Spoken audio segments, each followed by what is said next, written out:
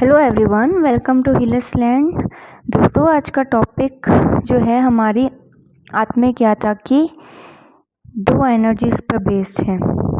एक जीवात्मा इन दोनों एनर्जीज के बिना अपनी जर्नी को पूरा नहीं कर सकती। आपके कर्मा, आपके बिलीव्स, इमोशंस, बिहेवियर, आपकी पूरी पर्सनैलिटी का आधार है ये दो एनर्जीज।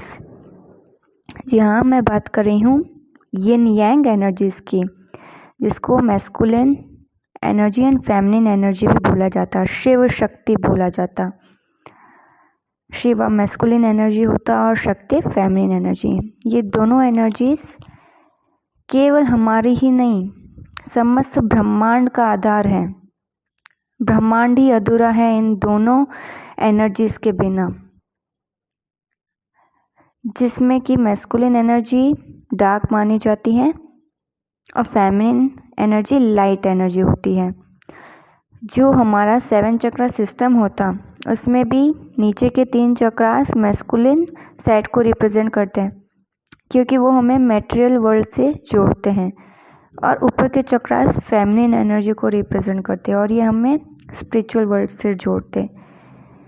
और जो हार्ट चक्रा होता, वो इन दोनों मैस्कुलिन एंड फेमिनिन एनर्जी को, यानी कि नीचे के 3 चक्रास और ऊपर के 3 चक्रास को आपस में जोड़ने का काम करता है, ताकि हम बैलेंस लाइफ जी सकें।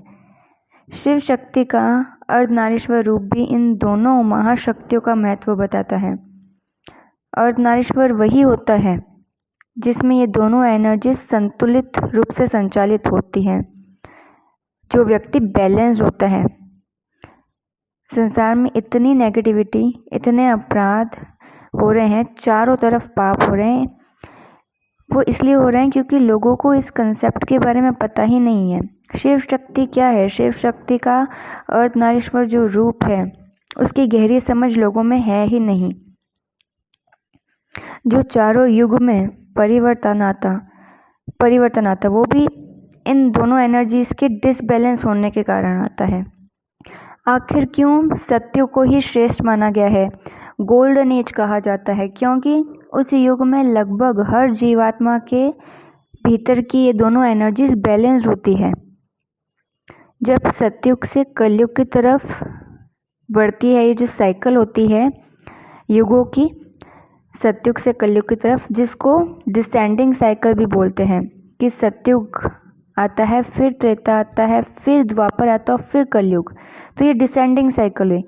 तब मैस्कुलिन एनर्जी हावी रहती है इस अर्थ पे, इसलिए जो सोसाइटी होती है वो मेल डोमिनेटिंग सोसाइटी बन जाती है।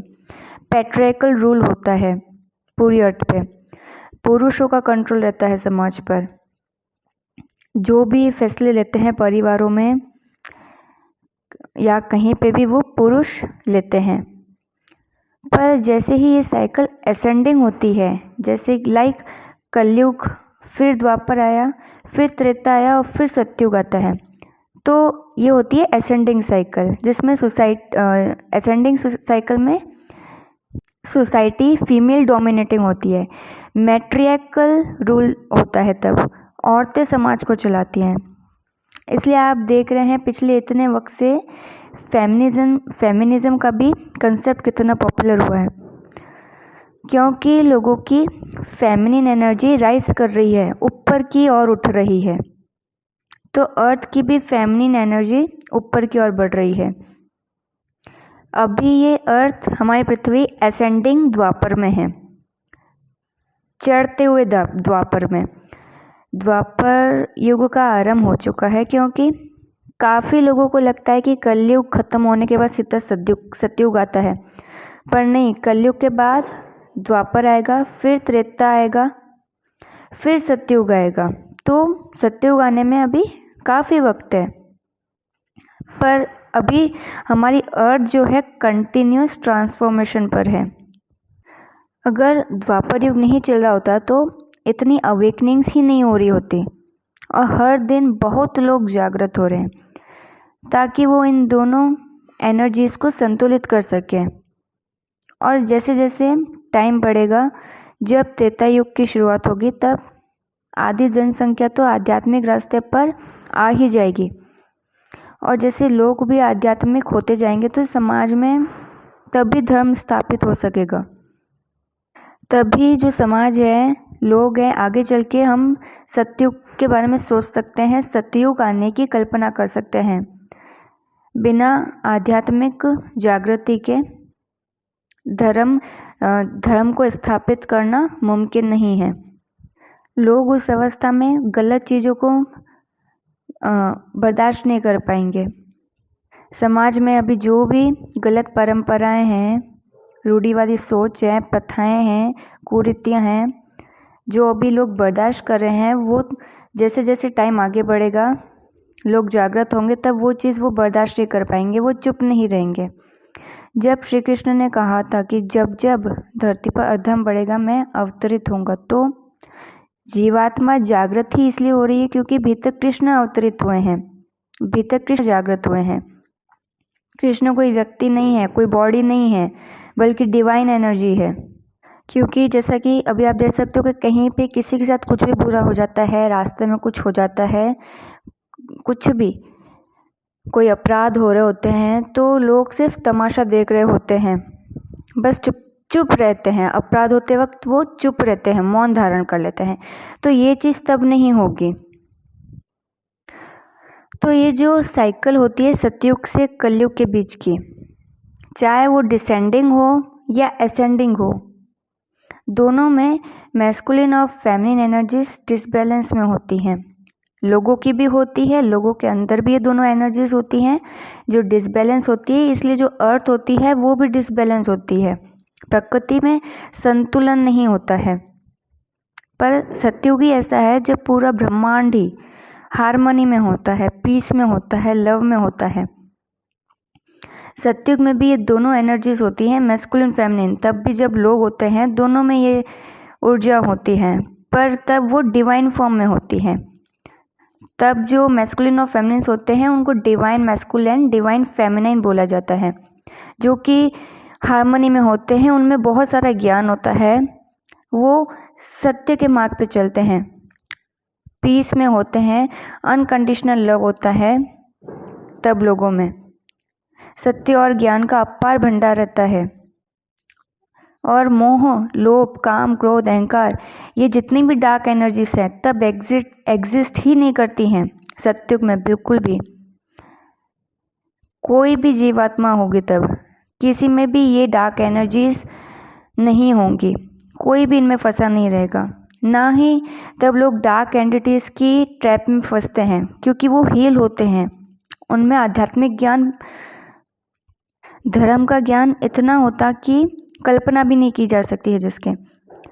सतयुग में ना पैट्रियर्कल सोसाइटी होगी, ना मैट्रियर्कल होगी, ना पुरुषों में ये रहेगा कि नहीं हमारा राज चले, हमारा वर्चस्व रहे, और ना औरतें ऐसा सोचेगी कि जैसे कि आजकल फेक केसेस जो भी फेमिनिज्म के नाम पे लगाती हैं लड़कियां, फेक केसेस, फ्रॉड केसेस लगाती हैं, झूठे आरोप लगाती है। तब की जो फेमिनिन्स होती है सतयुग के टाइम की, वो ऐसी नहीं होती हैं। ना वो ये सोचते कि नहीं पुरुषों को दबा के रखा जाए, इनको कंट्रोल में रखा जाए, या इनको कुछ भी झूठे आरोप लगा के फंसा दिया जाए। तब कुछ नहीं रहेगा, क्योंकि तब पुरुष और स्त्री वास्तव में खुद को बॉडी मानते ही नहीं है, वो खुद को आत्मा ही मानते हैं।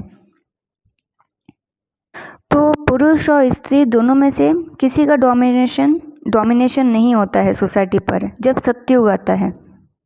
तो जो मैस्कुलिन एनर्जी और फेमिनिन एनर्जी होती है, ये दो फॉर्म्स में होती है। एक तो डिवाइन फॉर्म्स में होती हैं, जब व्यक्ति के क्या डिवाइन ट्रेट्स होते हैं उसमें, और डिस्टॉर्टेड एनर्जी में भी होती हैं कि क्या बुरे ट्रेट्स हैं, नेगेटिव ट्रेट्स हैं, नार्सिस्टिक ट्रेट्स होते हैं तब व्यक्ति में। इन दोनों पे divine masculine and divine feminine और डिस्टॉर्टेड मैस्कुलिन और डिस्टॉर्टेड फेमिनिन पे मैंने वीडियोस में ऑलरेडी बना चुकी हूँ। अगर आपने नहीं देखे हैं तो प्लीज़ जाके वो चेक कीजिए, देखिए।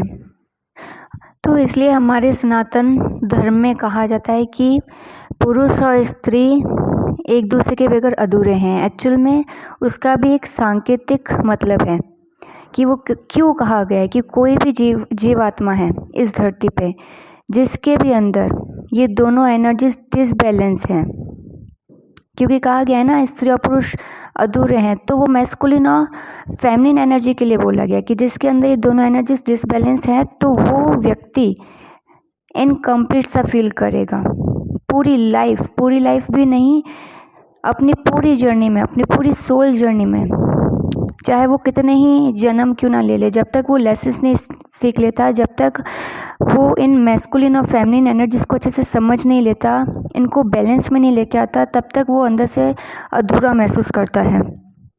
चाहे कितने भी उसके अच्छे रिलेशंस हों, तब भी वो अंदर से अधूरा महसूस करेगा, वो कंप्लीट फील नहीं करेगा, वो पीस में फील नहीं करेगा, अकेला अकेला सा उसको लगेगा। चाहे कितनी भी भीड़ हो उसकी ज़िंदगी में, बहुत से उसका फ्रेंड सर्कल भी बड़ा होगा, कुछ भी हो, तब भी उसे अकेला सा लगेगा, वो खुद को पूर्ण महसूस नहीं कर पाएगा कभी भी। तो इसलिए कहा जाता है इन दोनों एनर्जीज़ को बैलेंस करना बहुत ज़रूरी होता है, बहुत बहुत ज़रूरी, जो कि सिर्फ आध्यात्मिक मार्ग पे चल के किया जा सकता है, भक्ति करके किया जा सकता है, मेडिटेशन करके। हम मेडिटेशन करके बहुत जल्दी इन दोनों एनर्जीज़ को हर व्यक्ति बैलेंस कर सकता है। व्यक्ति पूरी तरीके से एक डिवाइन बीइंग बन जाता है, ऑरा उसका बिल्कुल लाइट होता है, अंदर से बहुत स्टेबल फील करता है। तभी अर्थ जब सारे सत्युग ही ऐसा वक्त होगा जब सारी जीवात्माएं जब बैलेंस्ड होंगी, स्टेबल होगी, तब ये जो हमारी पृथ्वी है वो भी स्टेबल हो पाएगी, नहीं तो तब तक हमारी पृथ्वी भी स्टेबल नहीं हो सकती है। ऐसी महामारियां आती रहेंगी, चारों तरफ महामारी होगी, हाहाकार होगी। तो इस पृथ्वी पर शांति को स्थापित करने के लिए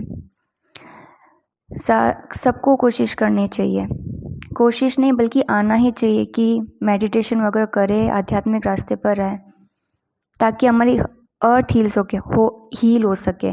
व्यक्ति खुद हील होंगे तभी ये अर्थ खुद हील अपने आप होगी। तो फ्रेंड्स, ये था सिंपल सा कंसेप्ट मैस्कुलिन फेमिनिन एनर्जी को लेके। Good bye, god take care.